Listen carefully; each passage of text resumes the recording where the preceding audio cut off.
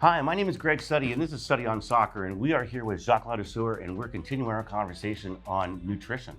We spoke about nutrition the last time, but it was more of in a general sense. Right. Today, we're interested in kind of being more specific about what we're going to eat, when we're going to eat it. Talk a little bit about that.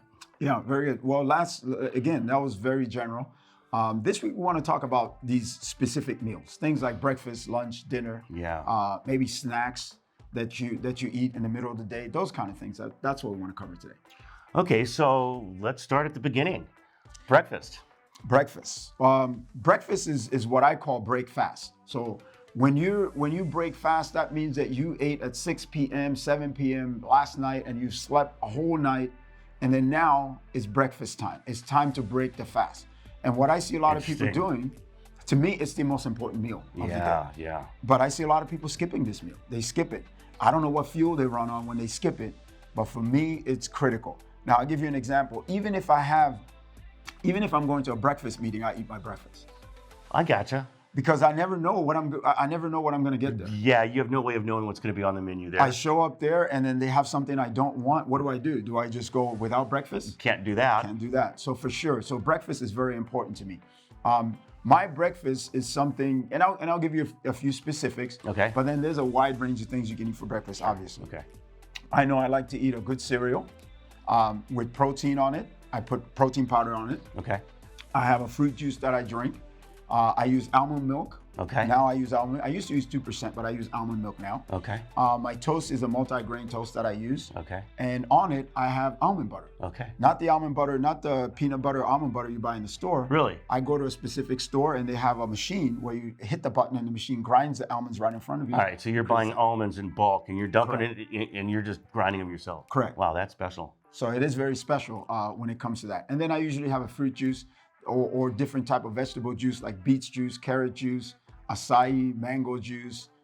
So different types of things like that. I usually have a fruits also like banana, raspberries, strawberries, blueberries. So I add one of those things together every single morning. That's what I do. Every single morning? Just about, yes. Okay, so when you have gotten up, maybe it's a little late. The thing that I think is pretty cool is that this sounds like you can do this pretty quickly.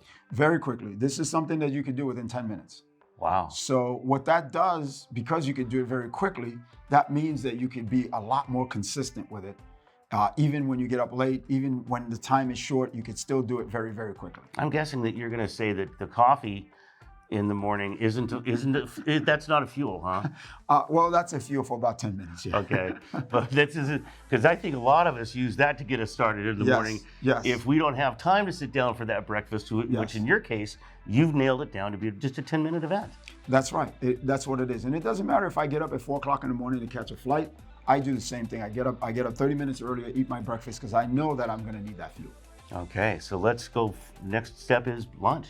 So when we talk about lunch, I like to eat real food at lunch. Okay. Things like chicken, fish, turkey. Oh boy. A lot of vegetables mixed vegetables together. Okay. I like to do that because I think lunch is a heavier meal. You can really consume quite a bit at lunch because you have a lot of time to digest your food. So that sounds like a sit-down meal for a culture that tends to look at lunch as a run-and-gun meal. How do you talk about setting habits? That's changing a whole cultural habit, I think, for a lot of the young kids. Oh, it is. A lot of times, well, people work. So there's people, I mean, if you're talking about young kids, they go to school. You can make their lunch.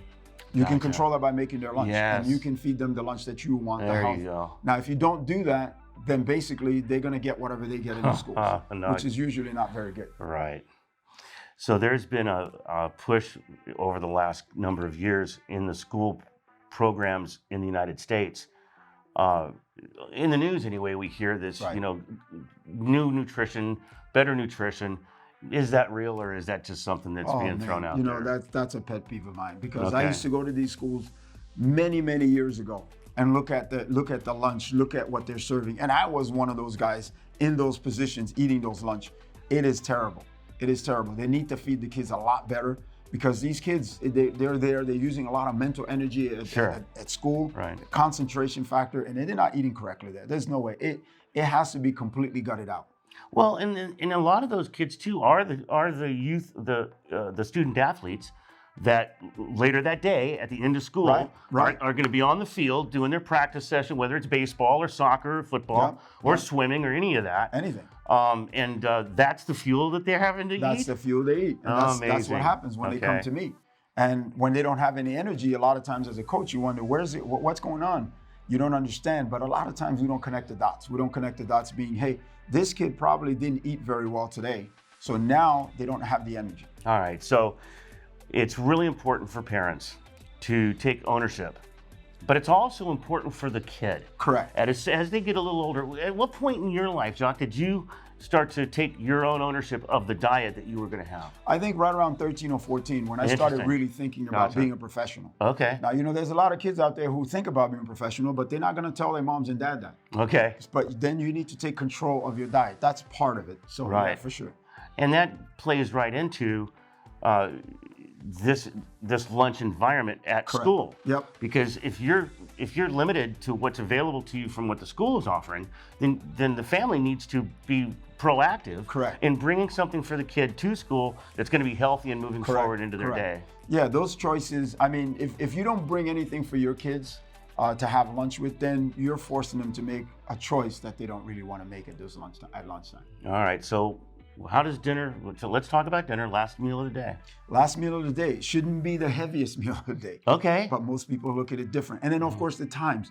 If you start eating really late, then again, you need 3 to 4 hours to digest your food, right? So if you start eating real late, it's going to affect the way you sleep. Right. And then when athletes are not eating 3 to 4 hours prior to their competition, so it gives them a chance to digest their food. Their stomach could feel bigger, bloated. They could feel like they want to throw up and those kind of things. They just don't perform the way they should.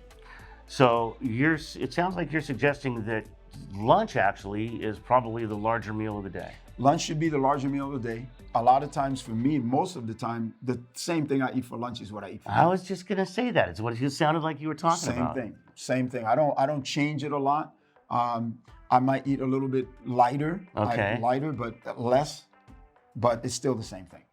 Okay, let's talk about a day that's kind of specific for an athlete. Game day. Game day. What is the diet that's recommended and the timing?